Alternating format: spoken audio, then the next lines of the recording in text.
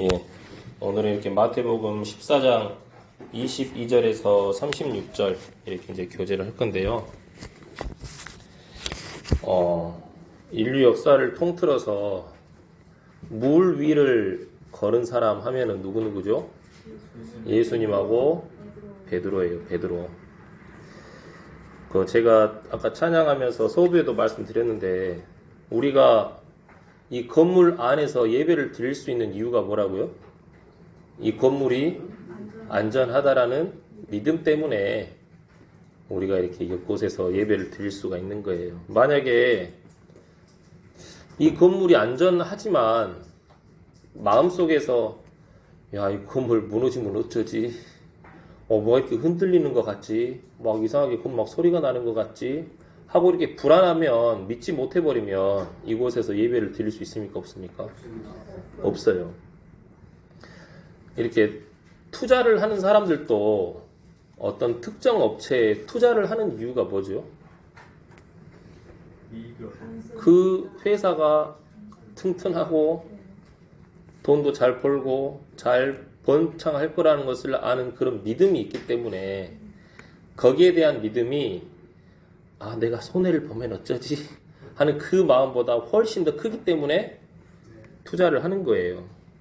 근데 정말 잘 나가지도 않은 그런 회사인데, 저 회사 망할 것 같은데. 근데 그 회사에다가 막 투자하고 그런 사람이 있을까요? 없어요. 그러니까 믿음이라는 것이 있기 때문에 우리가 여기서 예배를 드릴 수도 있는 거고, 어떤 사람들은 그 믿음을 통해서 투자도 하는 거예요.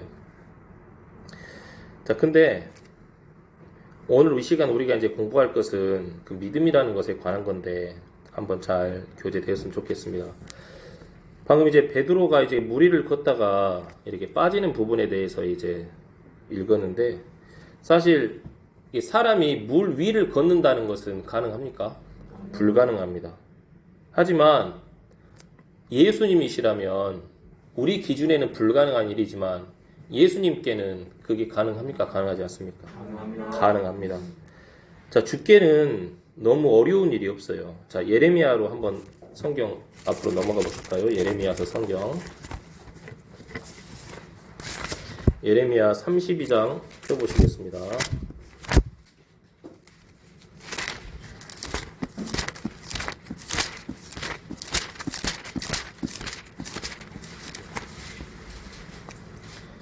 예레미야 32장 17절 한번 읽어보시면, 주 하나님이여 보시옵소서, 주께서 주의 크신 권능과 뻗은 팔로 하늘과 땅을 만드셨사오니 주께는 너무 어려운 일이 없나이다. 그리고 32장 27절도 한번 보시면, 보라, 나는 주요 모든 육체의 하나님이니라, 내게 너무 어려운 일이 있느냐, 이렇게 되어 있거든요.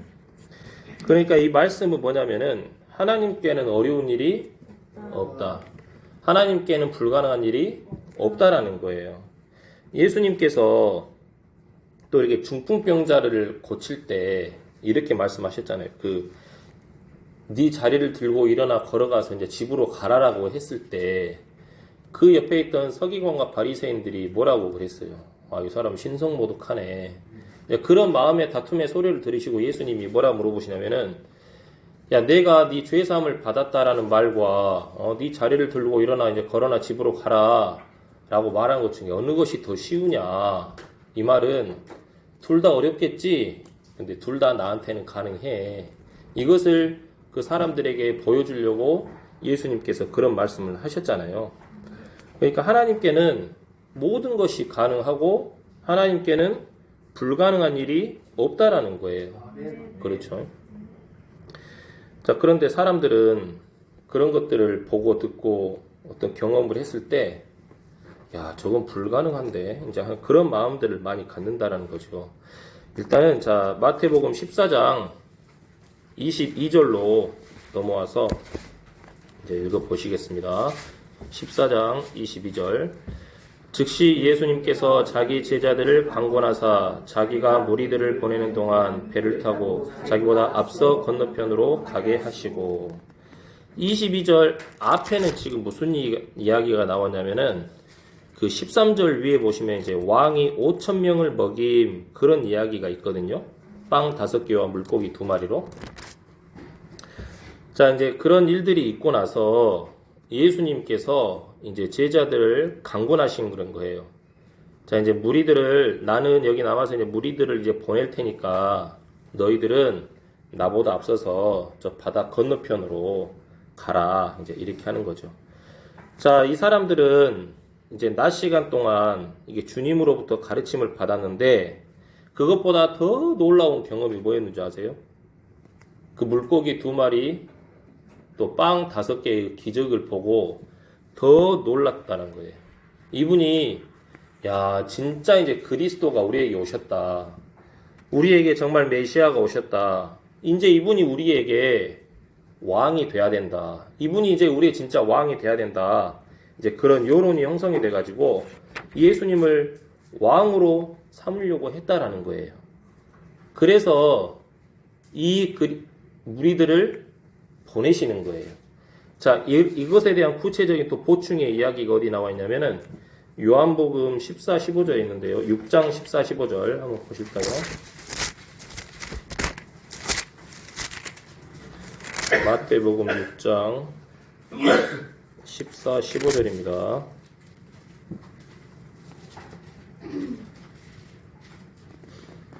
6장 보시면 1절 바로 위에 이제 예수님께서 5천 명을 먹이면 돼 있죠. 14절 읽어보시면 그때 그 사람들이 예수님께 행하신 그 기적을 보고 이르되 이분은 진실로 세상에 오실 그 대언제시로다 하더라. 그러므로 그들이 와서 억지로 자기를 데려다가 왕으로 삼으려 하는 것을 예수님께서 아시고 다시 혼자 산으로 떠나 가시니라. 그랬죠. 5천 명이 예수님으로 그 기적을 통해서 배불리 먹고 나니까는 야, 이제 우리 먹고 살 해결됐다. 이분만 왕으로 삼으면 우리에게는 이제 먹고 살 걱정이 없다. 라고 해가지고 왕으로 삼으려고 했어요.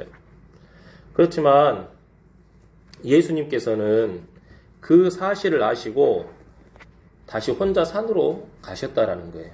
이것은 왕으로 삼으려고 하는 그런 그들의 계획을 거부하신 거죠. 왜냐하면은 자, 주님의 이 초림 사역은 그 목적이 뭡니까? 왕이 되는 게 아니에요. 왕이 되는 게 아니고 이 예수님의 초림 사역의 목적은 성경 기록대로 이 땅에 오셔서 인간의 죄들로 인해 죽으시고 묻히셨다가 성경 기록대로 셋째 날에 다시 일으켜져서 그 부활의 소망과 생명을 믿는 자들에게 주시기 위함이었거든요. 그렇죠? 그런데 지금 이 무리들은 그 주님의 어떤 초림의 사역의 목적을 전혀 모르니까 먹고 사는 데만 집중이 되어 있으니까 이 주님을 이제 예수님을 자기들이 왕으로 삼으려고 하는 것을 딱 알고 그 무리들을 다 해산시키고 예수님은 이제 기도하려고 산으로 올라가셨다라는 거예요. 자, 마태복음 14장 23절 다시 본문으로 와서 읽어보시면 무리들을 보내신 뒤에 기도하러 따로 산에 올라가셨더라. 저녁이 되매 거기 홀로 계셨더라. 이렇게 되어 있습니다. 주님께서는 이렇게 무리들을 보내시고 기도하러 따로 이렇게 산에 올라가셨어요. 이것을 어떤 영적인 적용으로 풀어보면 예수님이 이제 홀로 산에 올라가셨잖아요. 이것은 영적인 의미로 해석하면은 예수님께서 이 땅을 떠나서 승천하신 모습을 의미해요. 그리고 밤이잖아요. 밤은 이 교회의 시대. 그리고 또 어둠 가운데 물 위에 있는 제자들은 이렇게 성도들로 해석하는 분들도 참 많다고 그럽니다. 자, 그 다음에 24절 읽어보시면 그러나 이제 배는 바다 한가운데 있었고 바람이 반대로 불므로 파도로 인하여 요동하였더라. 바람이 어떻게 분다고요? 반대로 있었어요. 그러니까 나는 이 앞으로 가려고 하는데 막바람이라고 하죠. 그때는 뭐 배에 모터가 달려있겠습니까? 뭐 항공모함처럼 원자력 추진 뭐 그런 게 있겠습니까? 제자들이 양쪽에 앉아가지고 힘겹게 노를 저어서 가는 거예요. 근데 바람이 엄청나게 세게 부는 거예요. 그렇다 보니까는 나아갑니까? 못 나갑니까? 어찌 나가다 보니까는 나가긴 나갔는데 더 이상 못 나가고 바다 한가운데 있다라는 거예요. 바다 한가운데. 그렇죠. 자, 또 이런 제자들이 이렇게 처한 이 고통의 모습은 또 영적으로 풀어보면 또 이렇게 주님께서 이 땅을 떠난 후에 남겨진 교회를 뜻하고 이 땅의 성도들의 모습을 또 나타낸다고 그래요. 그리고 그 제자들을 향해서 불어오는 맞바람은 뭐냐면 이 세상의 악한 죄의 바람을 또 의미한다라는 거죠.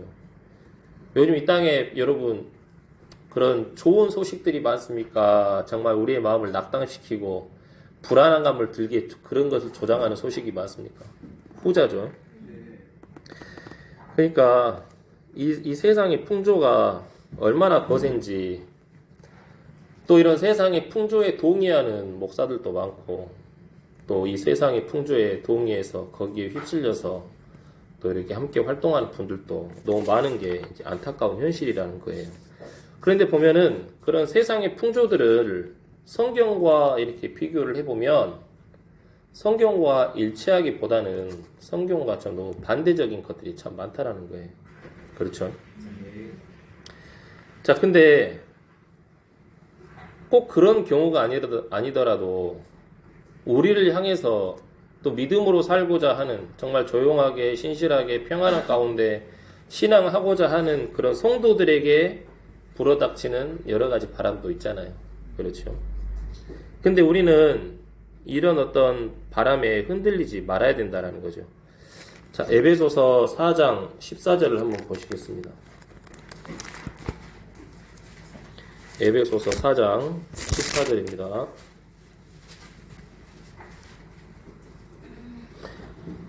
이것은 우리가 이제부터 더 이상 아이가 되지 아니하여 사람들의 속임수와 몰래 숨어서 속이려 하는 자들이 사용하는 강교한 술수로 말미암아 교리의 모든 바람에 이리저리 흔들려 밀려다니지 아니하고 라고 되어 있습니다. 그러니까 우리는 정말 예수 그리스도 안에 깊이 뿌리를 내리고 이 세상의 풍조 앞에 흔들리지 않고 말씀 앞에 집중하고 말씀을 따라서 살려고 이렇게 노력하고 애쓰는 그런 성도들이 되어야 된다는 거예요. 자, 마태복음 14장 본문 25절로 넘어가서 또 읽어보시면 마태복음 14장 25절 밤 사경에 예수님께서 바다 위로 걸어서 그들에게 가시니 라고 되어 있습니다. 밤 사경이라고 합니다. 사경.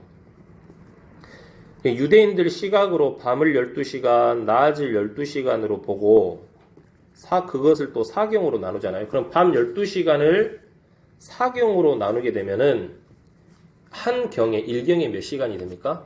3시간이 돼요. 그러니까 그 3시간이면은 유대 시간으로 보면은 새벽 3시에서 6시가 된대요. 새벽 3시에서 6시. 예, 그때가 하루 중에 가장 어두울 때라고 하네요. 하지만 동시에 가장 또 아침이 가까울 때. 그러니까 주님께서 이 시각에 이제 바다 위를 걸어서 제자들이 탄 배로 가셨어요. 가장 어두울 때 예수님께서 이제 물 위를 걸어서 제자들에게 갔다라는 거죠. 또 이것은 이제 어떤 그 예언적인 의미로 또 살펴보면 이런 의미도 있다고 그래요. 이것은 주님의 재림의 시각을 예표하는 것으로 보인대요. 아시겠습니까? 그러니까 주님께서 성도들을 위해 오시는 공중 재림은 밤에 일어난다는 거죠. 주님은 새벽별로서 이 시각에 도둑같이 오셔서 이 땅에 있는 성도들을 하늘로 데려가신다는 거예요. 근데 시차도 있는데요. 그쪽이 밤이면 이쪽은 또 낮이에요. 저는 또 이제 그런 생각을 또 하게 됐는데 제가 그랬다는 겁니다. 제가 그랬어요. 근데 이 교회사를 통틀어 보면 교회사가 지금 2000년의 시각이라고 하는데 그 2000년을 시각을 사경으로 나누게 되면은 500년 단위로 4번이 나뉘어요. 그럼 지금 우리가 살고 있는 시각은 지금 2025년이잖아요.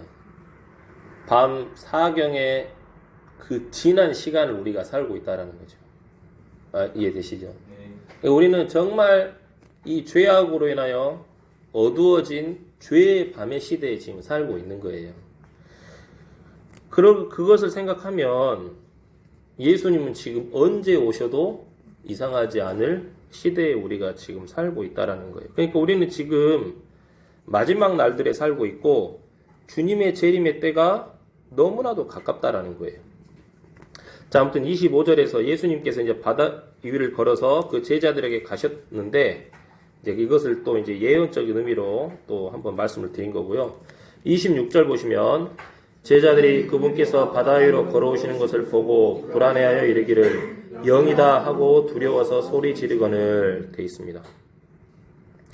영이다 하고 소리를 질렀어요. 그때는 뭐 가로등 같은 게 있겠습니까? 특히 또 바다잖아요. 칠흑 같은 어둠밖에 없잖아요. 위에 보면 별빛이나 달빛밖에 없을 거고. 그런데 어두컴컴한데 어떤 형체가 배를 향해서 걸어오고 있는 거예요. 자기 바다 한가운데 있는데 어떤 형체가 스물스물 이렇게 걸어오니까는 제자들이 얼마나 놀랬겠어요. 영이다 그런 거예요. 그러니까 이제 만약에 어떤 아스팔트나 뭐 산이었다면은 어떤 뭐 사람이나 동물이 걸어올 수도 있겠다 그렇게 생각을 하는데 바다 위에서 뭔가 다가오니까 뭐라고 생각할 수밖에 없어요. 귀신이라고밖에 생각할 수 없는 거죠. 그러니까 개역에서는 그냥 귀신이라고 표현을 했어요. 귀신. 그러니까 이제 제자들이 뭔가 이렇게 걸어오는 형체를 보고 영이다 하면서 이제 막 오금 저리는 거죠. 그렇죠. 그러니까 바다 위를 걸어오시는 그 예수님을 보았을 때 예수님인지 당연히 생각하지도 못하고 그것은 영이다라고 불안해하면서 두려워가지고 소리를 지르고 난리였다라는 거예요. 근데 27절 보시면 즉시 예수님께서 그들에게 말씀하여 이르시되 안심하라 나니 두려워하지 말라 하시니라 그랬습니다. 자,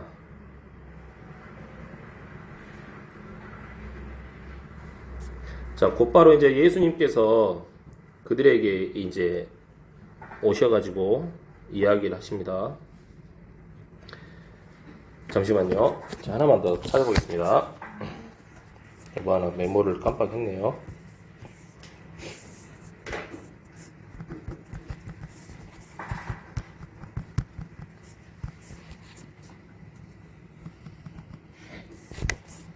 죄송합니다. 잠시만요.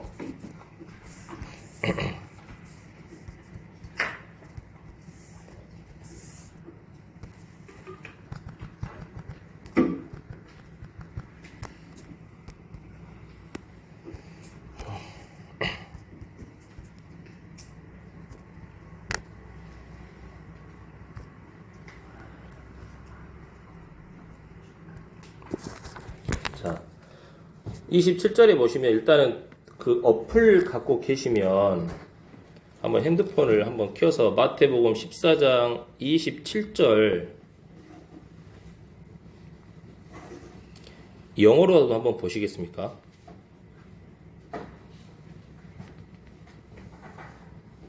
영어를 보시게 되면 그 어떤 말이 있냐면은 즉시 예수님께서 그들에게 말씀하여 이르시되 안심하라 나니 두려워하지 말라 하시니라 이렇게 돼 있잖아요. 근데 그 안심하라라는 말이 be of good cheer 이렇게 돼 있거든요. good cheer. 누군가를 응원한다 할 때 cheer 이게 이제 기운을 북돋는 말이고 good은 무슨 말입니까, 여러분? 좋은. 그러니까 좋은 기운을 내라. 그게 아니고 good이라는 말을 또 찾아보면은 큰 그런 뜻도 있어요. 그러니까 여기서는 이제 크게 기운을 내라 이 말씀이거든요. 그러니까 여기서 나오는 good은 뭐 좋은 목자, 선한 목자의 good이 아니고 크게 강하게라는 뜻인 거예요. 자, 지금 제자들은 이 물 위를 걸어오고 있는 어떤 형체로 인해서 두려워했잖아요. 근데 이제 그 실체가 누구인지 이제 알게 됐어요. 예수님인 줄 알게 됐고, 예수님께서는 이제 제자들에게 뭐라고 하냐면은 크게 기운을 내라 라고 이야기를 하고 있는 거예요. 왜냐면은 이제 내가 왔어. 이제 너희들 두려워할 필요가 없어. 너희들이 가지고 있는 두려움보다 훨씬 더 큰 내가 왔으니까 이제 크게 기운을 내면 돼. 크게 기운을 좀 내. 이렇게 이야기를 하고 있는 거예요. 두려움보다 더 큰 존재가 온 거예요. 그 두려움을 조장하는 모든 것들을 해소하고 제거시켜 줄 수 있는 주님이 오신 거예요. 그렇죠? 그러니까 두려워할 필요가 없는 거예요. 자, 우리는 근데 두려워할 게 뭐가 있습니까? 우리는 주님만 두려워하면 돼요. 우리는 주님을 두려워하는 것 외에는 아무것도 누구도 두려워하지 말라는 명령을 받았어요. 근데 이것을 위해서는 뭐가 필요하다고요? 큰 용기가 필요한 거예요. 우리가 그 주님께 크게 용기를 내는 게 필요하다라는 거예요. 야, 예수님 믿으면 나 막 무시받고 망하는 거 아니야? 나 세상 사람들부터 놀림받고 조롱받고 저 사람들과 함께 사회생활을 해야 되는데 나 뭐 따돌림 당하는 거 아니야? 그런 두려움도 올 수 있잖아요. 그렇지만 예수님은 뭐라고 말씀하신다고요? 크게 기운을 내고 용기를 내라는 거예요. 왜냐면은 그들보다 더 큰 존재가 누구기 때문에 예수님인 나이기 때문에 그렇다라는 거예요. 그래서 로마서 8장 15절 한번 보시면 이런 말씀이 있거든요. 한번 보실까요? 로마서 8장 15절. 너희는 다시 두려움에 이르는 속박의 영을 받지 아니하고 양자 삼으시는 영을 받았느니라. 그분을 힘입어 우리가 아바 아버지 하고 부르짖느니라. 우리를 두려움에 이르게 하는 영은 속박의 영이에요. 그런데 우리를 양자 삼으시는 하나님의 영은 우리로 하여금 하나님께 아바 아버지라고 부르면서 크게 기운과 용기를 내게 하는 그런 영이라는 말입니다. 그렇죠? 그래서 우리는 이 예수님의 말씀에 의지해서 이 거친 세상, 험난한 세상을 살아갈 때 주님 앞에 크게 기운을 내고 용기를 내면서 주님과 함께 그 주님의 명령에 따라서 살면 된다라는 겁니다. 자, 로마서 14장 28절 한번 또 보시겠습니다. 로마서 14장 28절, 마태복음 14장 28절. 베드로가 그분께 응답하여 이르되 주여 만일 주시거든 물 위로 죽게 오라고 내게 명하소서 하니 되어 있습니다. 자, 바다 위를 걸어서 오시는 그 예수님을 본 베드로는 뭐라고 했냐면 주님, 만일 그게 당신이라면 나에게 명해서 물 위에 있는 당신께 걸어오라고 좀 내게 명해 주세요. 예수님께서는 물 위를 걸어오시면서 제자들에게 뭐라고 하셨어요? 야, 크게 기운을 내, 나야 하니까 베드로는 그 말을 듣고 바로 딱 첫 번째로 반응을 하는 거예요. 아, 그래요? 주님, 그러면 제가 지금 마음에서 내가 지금 큰 용기가 났는데 주님, 나를 좀 걸어오라고 좀 명령해 주세요 했어요. 주여, 딱 그때 십자가의 강도도 주여 그랬죠. 주여. 베드로도 이제 딱 주여 그랬어요.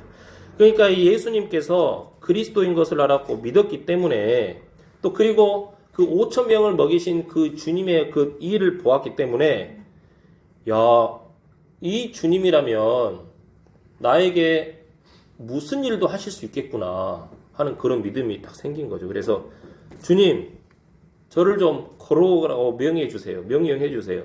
이제 크게 기운을 내면서 이렇게 했다는 거예요. 그러니까 여기서 할 수 있는 것은 사실 베드로 그 자신만의 힘으로는 물 위를 걸어갈 수는 없잖아요. 근데 베드로의 마음에는 어떤 마음이 생겼습니까? 믿음이 생긴 거예요.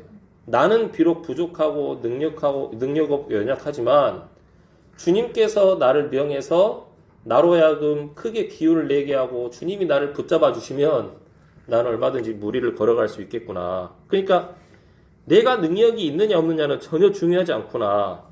내가 할 수 있냐 없냐는 아무런 장애가 없구나. 그러니까 주님께 맡기면 또 주님께서 말씀하시면 그것을 믿는 믿음으로 나가면 불가능하고 어려운 일이 없겠구나. 그 마음이 딱 생겼기 때문에 주님께 주님 나를 좀 걸어오라고 명령해 주세요. 이렇게 말을 하는 거예요.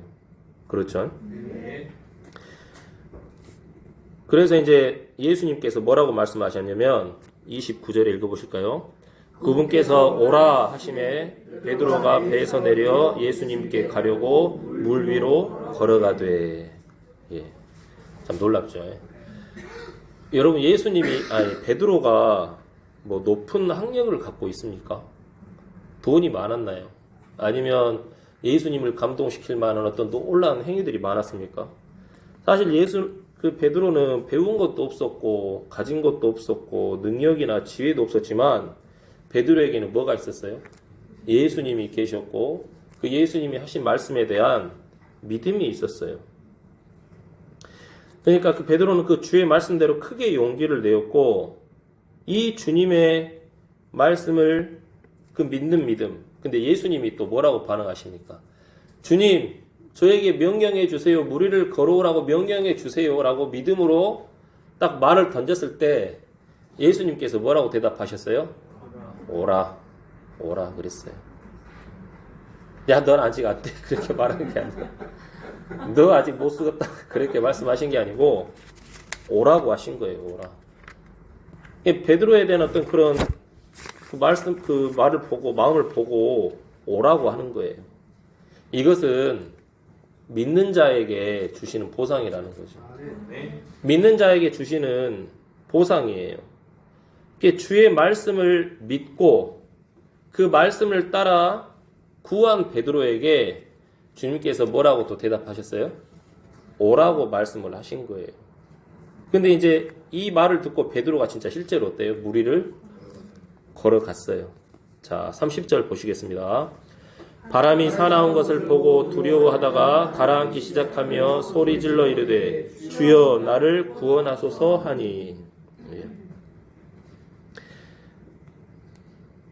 베드로가 이제 주님의 말씀에 따라서 믿는 믿음으로 걸어갔는데 갑자기 뭐가 불었습니까? 이제 사나운 바람이 부는 거예요. 이게 주님만을 바라보고 갈 때는 걸을 수가 있었는데 주님도 계시지만 그 옆에는 또 뭐가 있어요? 사나운 맞바람이 자기에게 불어오고 있잖아요. 그러니까 주님만을 집중하면서 보고 갈 때는 걸어갔는데 자기에게 불어오는 사나운 바람이 딱 느껴졌을 때 어떻게 돼버렸어요? 이제 가라앉기 시작했다라는 거예요. 그러니까 베드로가 주님께 갈 때는 정말 주님만을 바라보고 크게 용기를 내서 걸어갔는데 사나운 바람을 보게 되니까 뭐가 생겨버렸냐면 이 본능적인 관념에 의한 두려움이 생긴 거죠. 두려움. 근데 그 두려움은 또 어떤 일을 초래합니까? 주님을만 바라보고 걷게 하는 그 믿음을 사라지게 하고 그 믿음이 사라지니까 어떻게 돼요? 가라앉아 버린 거죠. 그러니까 이 두려움보다 더 큰 문제가 뭐냐면 이제 의심이라는 거죠. 의심. 자, 무리를 걷던 베드로의 몸이 갑자기 가라앉기 시작했어요. 믿었을 때는 물 위를 걸었는데 두려워했을 때는 물 아래로 가라앉아 버린 거죠. 야, 이렇게 바람이 부는데 내가 계속 걸어갈 수 있을까? 의심이 생겨버린 거죠. 그렇죠? 그런 거예요. 이것은 우리에게 참 교훈을 주는데, 자, 베드로가 물 위를 걸을 수 있었던 힘, 그 능력은 베드로 안에 있던 게 아니었고 주님을 믿고 주님을 순종했을 때 가능했어요.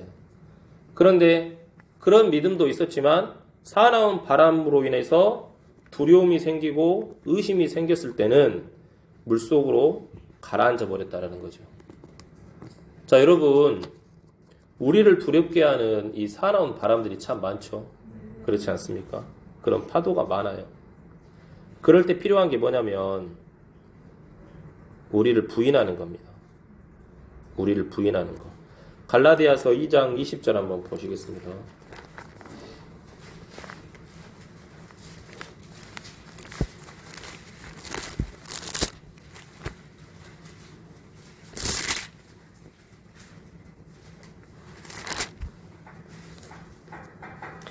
읽어보시겠습니다. 내가 그리스도와 함께 십자가에 못 박혀 있으나 그럼에도 불구하고 사노라. 그러나 내가 아니요 그리스도께서 내 안에 사시느니라. 나는 지금 내가 육체 안에서 사는 삶을 나를 사랑하사 나를 위해 자신을 주신 하나님의 아들의 믿음으로 사노라. 자기 부인에 관한 확실한 말씀입니다. 그리고 갈라디아서 5장 24절을 보시면 이런 말씀도 있는데요. 그리스도께 속한 사람들은 애착들과 정욕들과 함께 육신을 십자가에 못 박았느니라. 예. 이런 말씀들을 근거해서 주님을 향한 믿음 외에 나에게 들어온 어떤 두려움이라든가 어떤 의심 같은 것들은 다 허상이구나 하면서 이런 것들을 마음속에서 거부하고 없애는 뭐가 필요하다고요? 자기 부인이 필요하다라는 겁니다. 자, 베드로가 이제 소리를 질렀어요. 무리를 당당하게 걷다가 의심하고 두려움이 생기고 의심하여 물 안으로 이제 가라앉기 시작할 때 이제 또 뭐라고 불렀습니까? 주여 나를 구원하소서, 이렇게 이제 이야기했다라는 거예요. 여러분, 우리가 이제 한 번씩 삶을 살다가 어떤 어려움이 생기면 참 힘들어 죽겠다. 이런 일이 또 왜 나에게 닥쳐가지고 막 이제 그렇게 불평할 때도 있죠. 베드로도 그런 말을 할 수도 있었을 것 같아요. 마귀에게 사로잡혀 있었다면. 나 가라앉고 막 내나 걸어오라 해놓고는 가라앉고 있네 막 그렇게 막 불평도 할 수 있지 않았을까요? 제가 그렇거든요. 제가 그래요. 뭐 예수님 믿고 하나님 믿으면 뭐 잘 먹고 잘 살 것 같더만은 에이씨 힘들어 죽겠네. 무시나 당하고. 근데 베드로는 그렇지 않았다라는 거예요. 저도 참 이 말씀 앞에 많은 반성을 하는데 주님은 그럼에도 불구하고 다시 누구를 찾았어요? 주님을 다시 찾았어요. 주님을 믿지 못하고 두려움과 의심이 생겨서 가라앉는 어떤 믿음 없는 모습을 보였지만 다시 누구를 찾냐면 주님을 찾는 거예요. 주님, 나를 좀 구원해 주세요. 이렇게 하는 거예요. 그랬더니 31절 보시니까 읽어보시면 예수님께서 즉시 손을 내미사 그를 붙잡으시며 그에게 이르시되 오 믿음이 적은 자여 어찌하여 의심하였느냐 하시니라. 근데 예수님께서 즉시 손을 내밀었다고 하셔요. 즉시. 베드로가 조금 더 가라앉아서 이놈 좀 더 고생할 때 건져줘야겠다 그렇지 않으시고 즉시 손을 내밀어서 즉시 구원을 하신 거예요. 그러니까 여기서 할 수 있는 것은 구원은 지체하지 않는다라는 거예요. 주님의 이름을 부르면 그 구원은 즉시 일어난다는 거예요. 누구든지 주의 이름을 부르는 자는 즉시 구원을 받는 거예요. 십자가 강도가 십자가에 못 박혀서 죽기 전에 주님, 당신께서 주님의 나라로 들어가실 때 저를 기억해 주세요 했을 때 주님은 뭐라고 말씀하셔요? 네가 오늘 나와 함께 낙원에 있으리라 그러잖아요. 즉시 임하잖아요. 그러니까 베드로가 이렇게 긴급하게 부르고 외칠 때 주님께서 아주 긴급하게 즉시 손을 내밀고 붙잡으셨다라는 거예요. 우리도 살면서 이렇게 위기의 때가 참 많아요. 유혹도 많고 우리의 믿음이 걸려 넘어질 때도 많고 그럴 때 우리가 부를 이름이 뭡니까? 주여 하는 거예요. 그때 우리는 내가 정말 이렇게 살고 믿음이 없고 약한 모습을 보이는데 주님 나를 구원하실까? 그런 생각하지 마시고 나를 이렇게 다시 이렇게 세워주시고 나에게 힘을 주실 수 있는 분은 주님밖에 없기 때문에 다시 주님 찾아야 돼요. 그렇게 되면 주님은 우리에게 즉시 손을 내미신다는 거예요. 자, 예수님은 볼 수 없는 분이 아니고 듣지 못하시는 분도 아니에요. 우리의 마음 깊숙한 곳을 다 알고 계시는 분이에요. 근데 우리는 그 주님의 보혈을 믿고 또 이렇게 구원받아서 주님의 자녀가 되었다는 이유로 우리가 그분을 부르면 그분은 우리에게 언제든지 손을 내밀어 주신다라는 거예요. 자, 주께서 이제 베드로를 건지시면서 뭐라고 하셨습니까? 오 믿음이 적은 자여 어찌하여 의심하였느냐라고 책망을 하셨어요. 참 감사한 게 뭔 줄 아세요? 베드로가 빠져 물에 빠져 죽게 생겼는데 그 모습을 보면서 예수님이 오 믿음이 적은 자여 왜 의심했느냐 이렇게 말하지 않고 먼저 살려주셨다라는 거예요. 오 믿음이 적은 자여 왜 의심했느냐 하면서 말하는 동안 베드로 익사해서 죽을 수도 있습니다. 근데 그렇게 하지 않 책망을 먼저 중요한 게 생명이고 믿음이기 때문에 그 베드로를 먼저 구해주시고 생명을 유지시켜 주신 다음에 왜 의심했냐고 책망을 하시는 거예요. 이것도 참 감사하지 않습니까? 예수님께서도 우리에게 그렇게 일하신다라는 거예요. 베드로가 이게 물 위로 발을 디딜 때는 믿음으로 시작했지만 그 과정에서 이렇게 두려움을 느꼈어요. 근심도 생기고 불안, 염려, 의심 이것들을 만나게 됐지만 베드로가 주님께 구원을 요청했을 때 주님이 다시 살려주셨어요. 우리도 이렇게 믿음의 삶을 살 동안 믿음으로 살지 못하게 하는 여러 가지 어려운 일들이 참 많아요.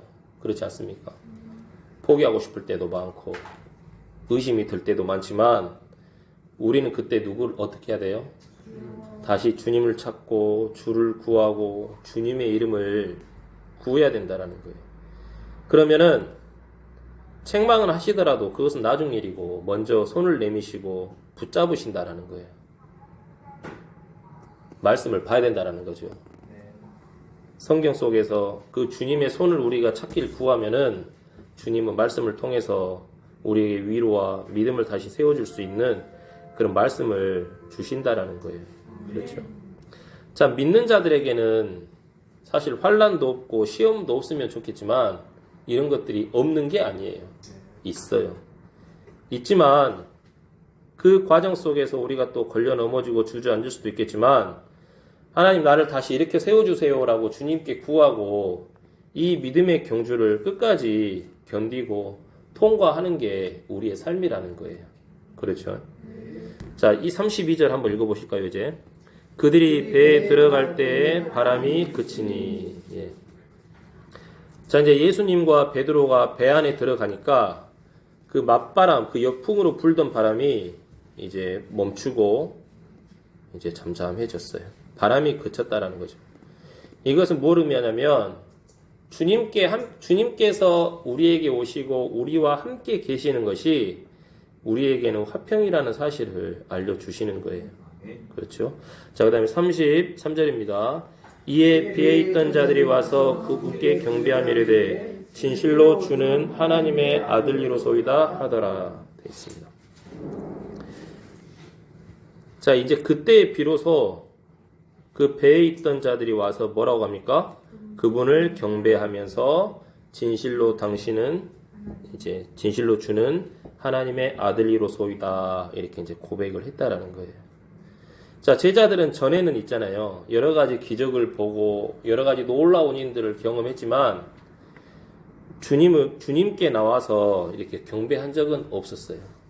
그런데 이 일을 통해서 제자들은 예수님이 하나님의 아들이고 성경에 예언된 그 하나님이 낳으신 아들이라는 것을 알게 됐다라는 겁니다.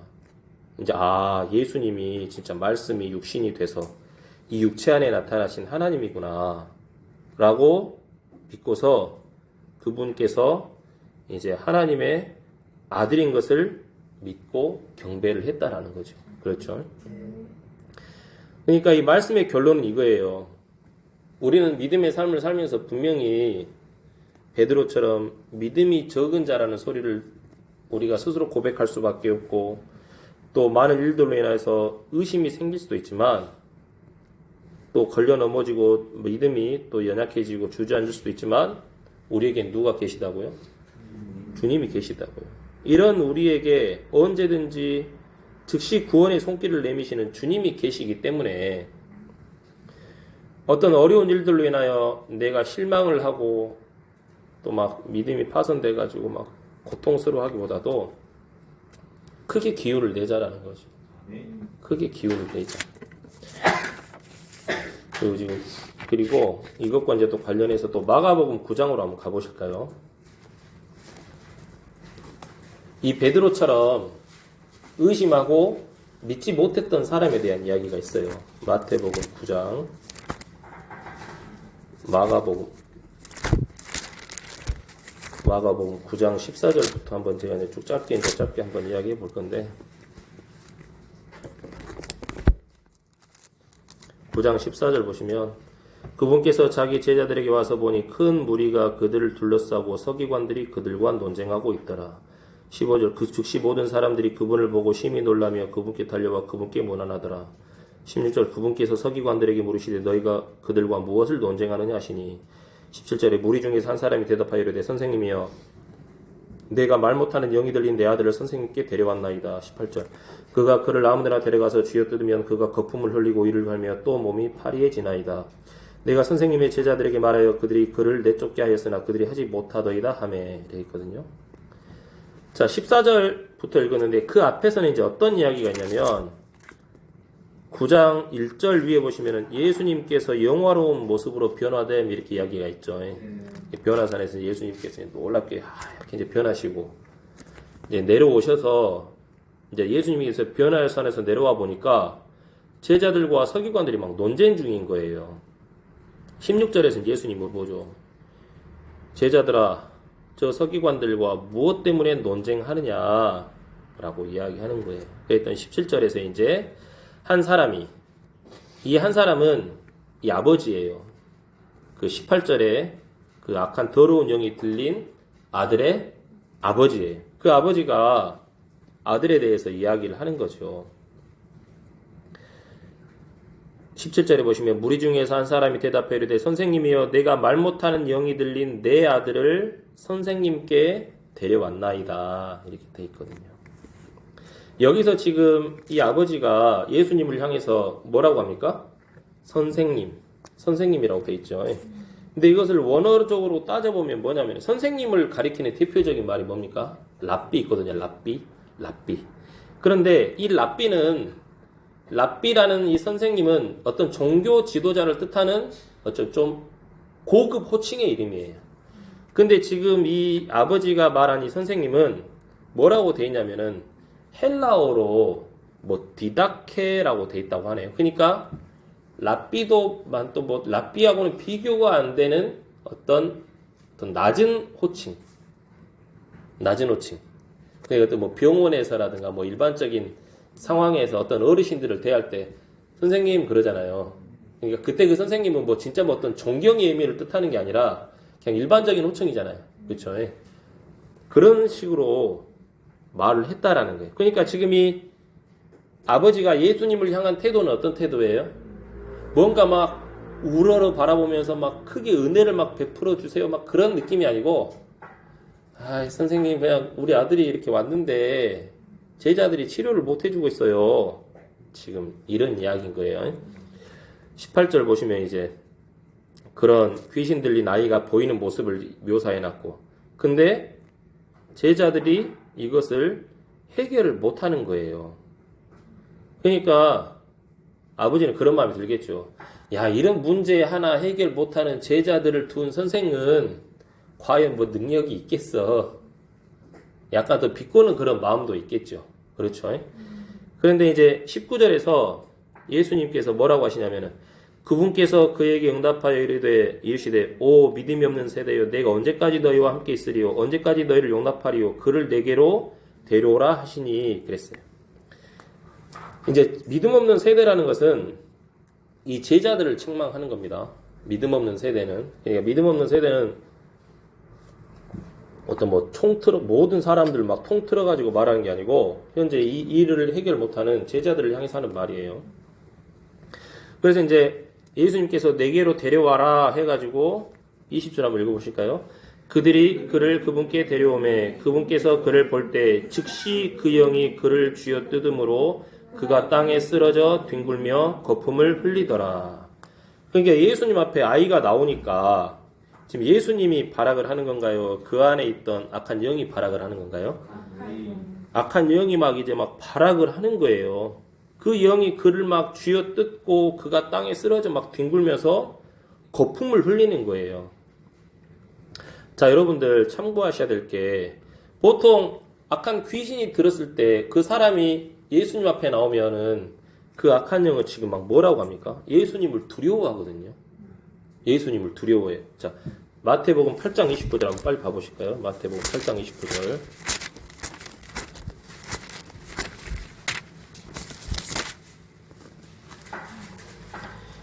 읽어보시면 보라 그들이 소리 지르며 이르되 하나님의 아들 예수님이여 우리가 당신과 무슨 상관이 있나이까 때가 되기 전에 우리를 괴롭히려고 여기에 오셨나이까 하더라. 그러니까 예수님을 막 두려워하면서 이렇게 왜 오셨냐고 막 두려움에 가득 차서 이 영이 부르짖는 거죠. 그리고 마가복음 또 넘기셔서 3장 11절 한번 봐보실게요.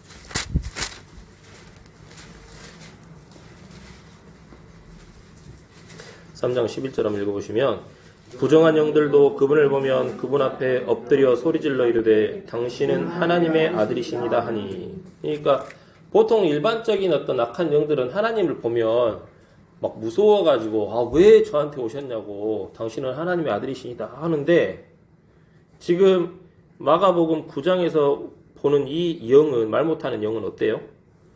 막 그 아이를 막 쥐어 뜯고 그 아이를 막 땅에 뒹굴게 하면서 오히려 더 악하게 막 발악하는 거예요.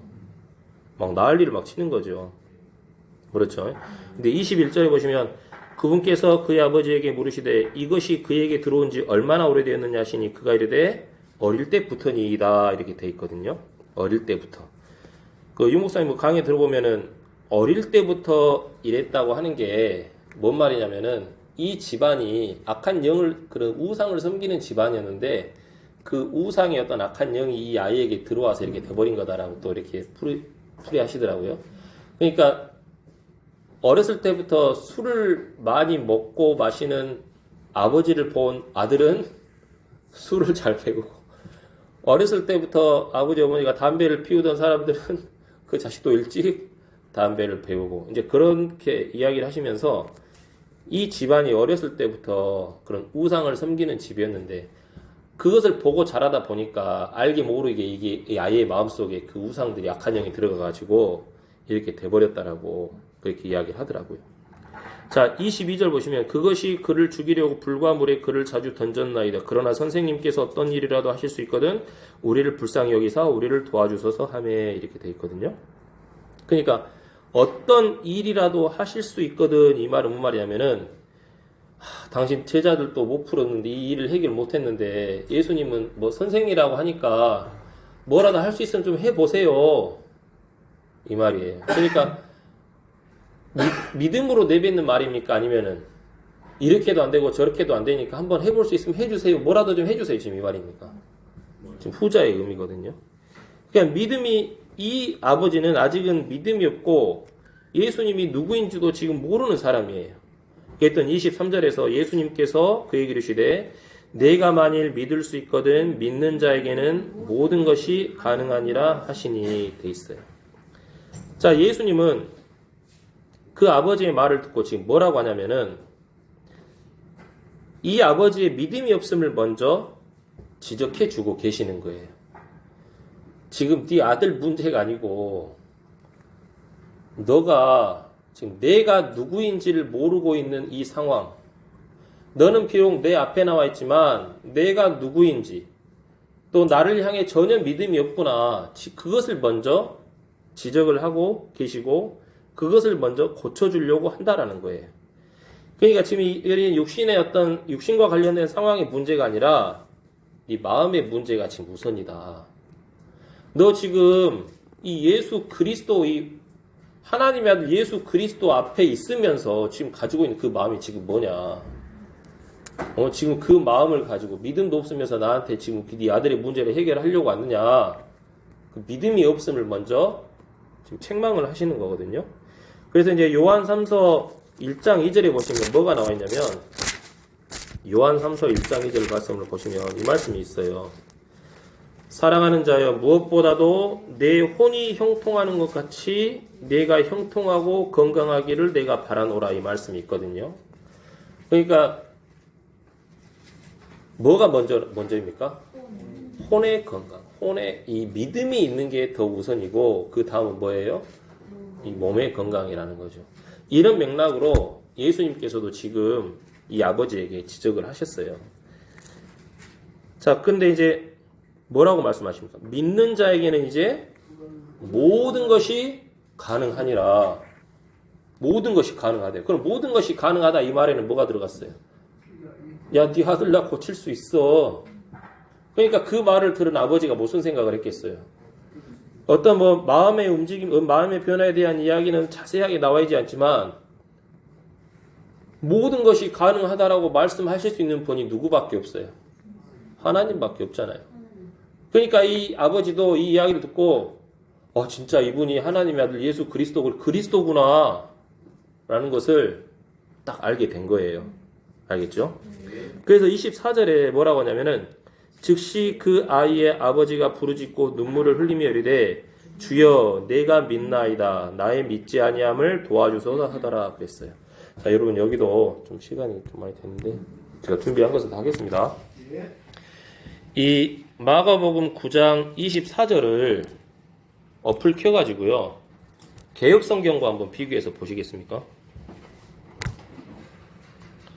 마가복음 9장 24절을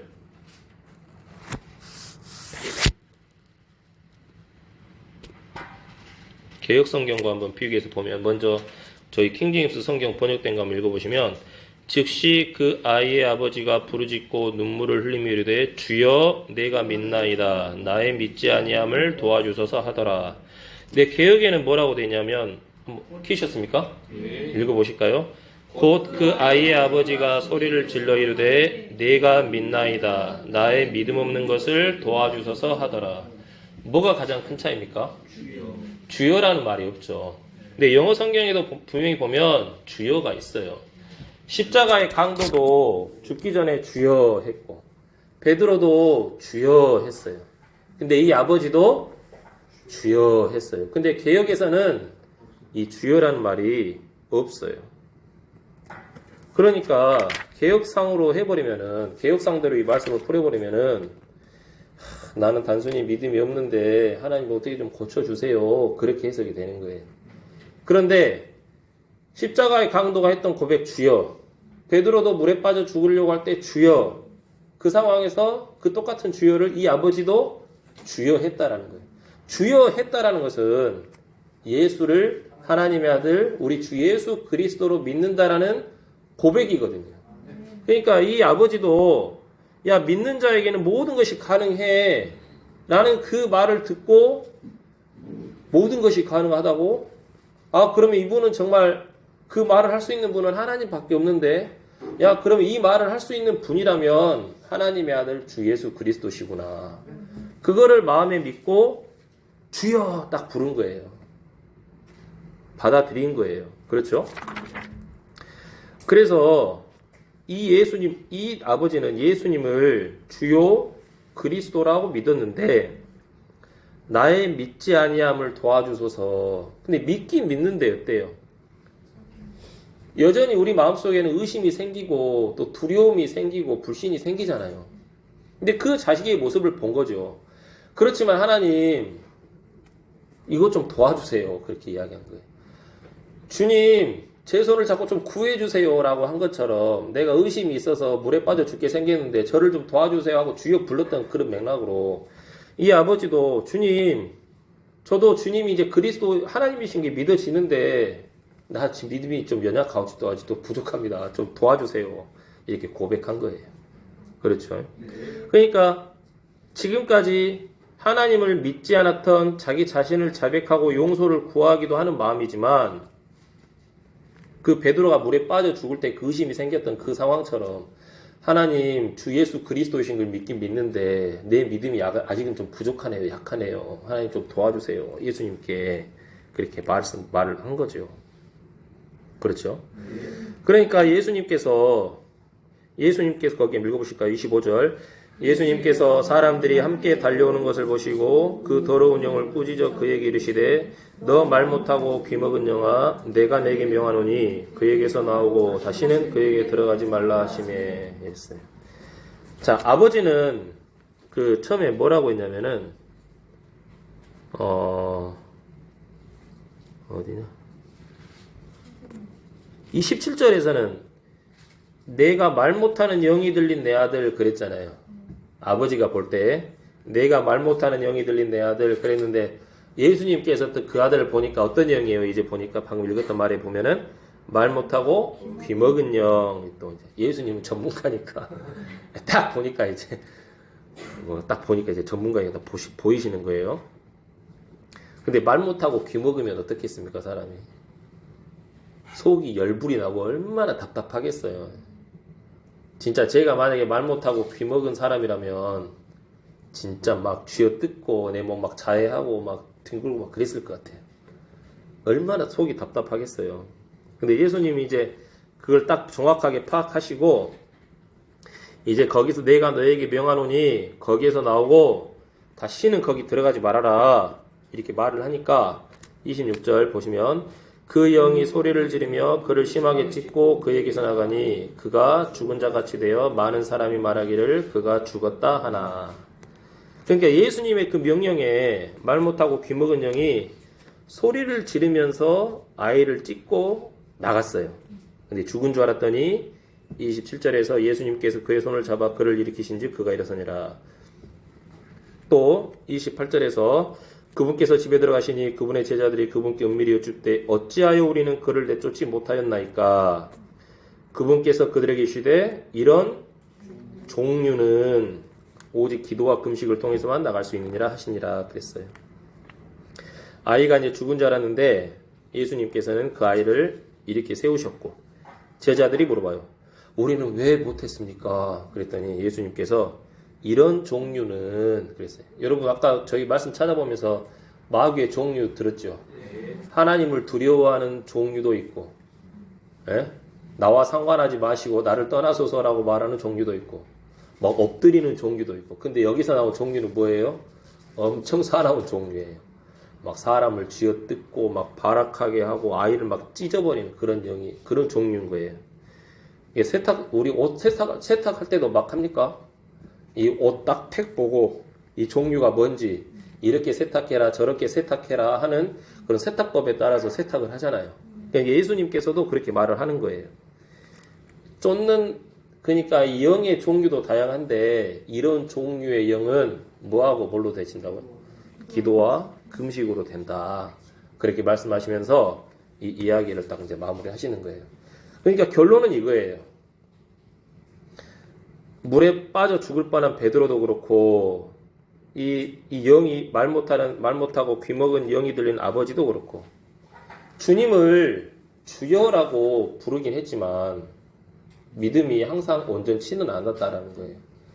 의심이 생길 수도 있고 믿음이 약해져서 또 믿지 못할 때도 있고 그렇지만 그때 우리가 불러야 될 이름이 뭐라고요? 그럼에도 불구하고 주님이라고. 밥을 먹고 체해서 며칠간 설사를 하고 고생을 했어요. 그래도 먹고 살려면 뭐 먹어야 돼요? 밥 먹어야 돼요. 그렇죠. 그래도 살려면 밥을 먹어야 돼요. 물에 빠져 죽을 뻔 했어도 살려면 물을 마셔야 되잖아요. 그렇지 않습니까? 그것처럼 우리가 이렇게 주님을 믿는 동안에 어떤 일들이 있고 어려움이 생기고 손해를 보는 일이 생기는 것 같고 그렇지만 그럼에도 불구하고 우리가 불러야 될 이름은 뭡니까? 주님인 거예요. 오늘의 결론은 그거예요. 아시겠죠? 그래서 오늘 제가 준비한 말씀은 여기까지입니다.